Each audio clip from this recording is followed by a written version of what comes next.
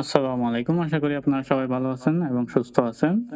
So আজকের চিত্রটা দেখবেন যে জিরো মুভমেন্ট লেখা আছে। সো মার্কেট যেখানে থেকে শুরু হইছে ওইখানেই এখনো আছে।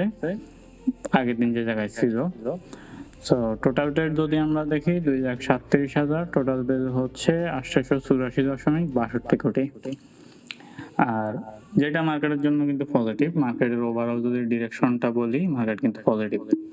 আর কেন পজিটিভ এটা যদি আপনি 1 মিনিট চার্টে দেখেন, দেখবেন যে এখানে সবগুলা পজিটিভ দেখাচ্ছে। শুধু শেষে দিয়ে একটু নেগেটিভ আছে। আর বেশিরভাগগুলো পজিটিভ দেখাচ্ছে। আর আমরা যদি ট্রেড ভ্যালু দেখি, এটা কমে গেছে আগে থেকে। এখন আমরা সেক্টর ওয়াইজ একটু কথা বলি।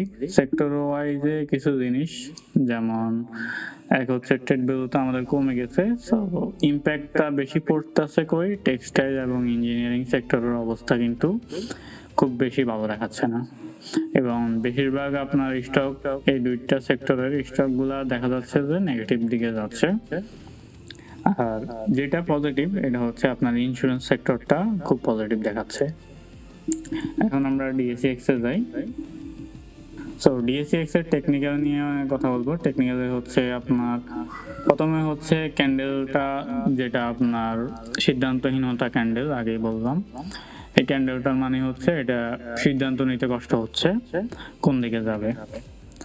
তো সাথে যে ভলিউমটা আছে এটা কমে যাচ্ছে। এখন এই কমে যাওয়াটা কিন্তু একটু সমস্যা। ক্যান্ডেল যখন আপনার কোন দিকে যাবে এটা সিদ্ধান্ত নিতে পারে না, সাথে এখন যদি যে ভলিউমটা কমে যাচ্ছে এটা কিন্তু সমস্যা। ভলিউম যদি আপনার আগেরটার আশেপাশে থাকতো তাহলে কোনো সমস্যা হতো না, তাহলে আপনার মার্কেট পজিটিভ মুভ দিত, এটা আমরা শিওর থাকতাম। কিন্তু ভলিউমটা কমে যাওয়ার কারণে মার্কেট নেগেটিভ একটা ছোট ক্যান্ডেল দেওয়ার সম্ভাবনা আছে পরবর্তী দিনটি। আর আরএসআই যদি দেখি, আরএসআই হচ্ছে 53। এখানে হিস্টোগ্রাম যেটা আছে এটা হচ্ছে আপনার পজিটিভ দিকে যাচ্ছে। এখন কথা বলবো ওয়ার নিয়ে। ওয়ারে যুদ্ধবিরতি দেওয়া হয়েছে, এটা আমরা সবাই জানি।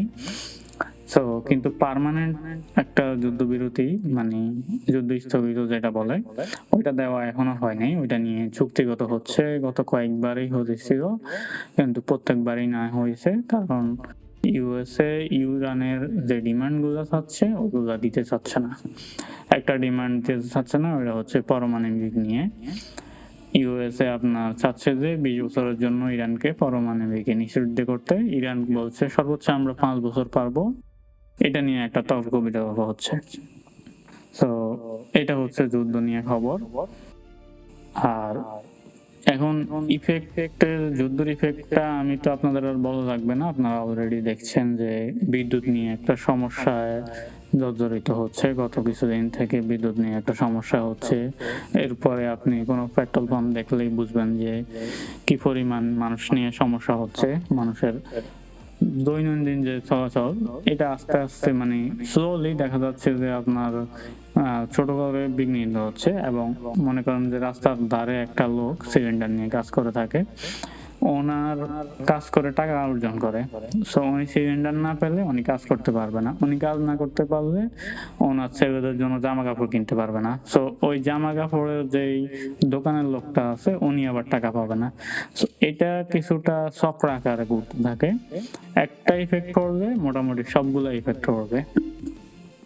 এটা যদিও আপনার শুরুর দিকে দেখা যাচ্ছে যে খুব একটা ভয়াবহ না, বাট সামনে যদি আপনার এই সমস্যাটা ভালো না হয় তাহলে আপনার খুবই বড় ধরনের একটা সমস্যা দেখা যাবে। করোনার সময় যেমনটা দেখা গেছে, এবং এর থেকেও বড় ধরনের সমস্যা দেখা দিতে পারে। সো আপনার বিভিন্ন বিশেষজ্ঞরা এ নিয়ে অ্যানালাইসিস করছিল, ওইটার অ্যানালাইসিসটা আমি ভিডিওটা পুরো দেখছিলাম, ওইখান থেকে কথাগুলো বলছি। আর এখন স্টক মার্কেটে পরিশেষে বলি, এইগুলা স্টক মার্কেটের উপর কিভাবে প্রভাব ফেলবে। এখন মানুষ স্টক মার্কেটে, ধরেন সাধারণ মানুষ স্টক মার্কেটে টাকা রাখে কি কারণে, যেসব টাকা এক্সট্রা থেকে যায় ওইগুলা ফিউচার ইনভেস্টমেন্ট হিসাবে। যখন আপনার এইভাবে চাপ পড়বে তখন মানুষ কি করবে, টাকাগুলো তোলাতে শুরু করবে মার্কেট থেকে। তো এই টাইপের একটা ইফেক্ট পড়তে পারে। এটা লং টার্মে, এটা হয়তো বা 1 মাসে করবে না, একটু সময় লাগবে। আর সর্বশেষ যেটা নিয়ে কথা বলবো এটা হচ্ছে আপনার মার্কেট কিন্তু এখন ওভারঅল পজিটিভ দিকে আছে, যদিও আপনার আগামীকাল বা পরের দিন যেটা আছে এটাতে একটা নেগেটিভ ক্যান্ডেল পড়তে পারে। আপনি প্রথম 15 থেকে 30 মিনিট দেখতে পারেন যে নেগেটিভ পড়ে কিনা, এরপরে ট্রেড করবেন। যদি আপনার পজিটিভ থাকে 15 থেকে 30 মিনিট, এরপরে আপনি নিশ্চিন্তে মোটামুটি ট্রেড করতে পারেন, বুঝতে পারেন যে আজকে পজিটিভ মুভমেন্ট দেওয়ার সম্ভাবনাটা খুবই বেশি। তো আশা করি আপনি বুঝতে পারছেন আমার অ্যানালাইসিসটা। আজ এই পর্যন্তই, ধন্যবাদ সবাইকে, আসসালামু আলাইকুম।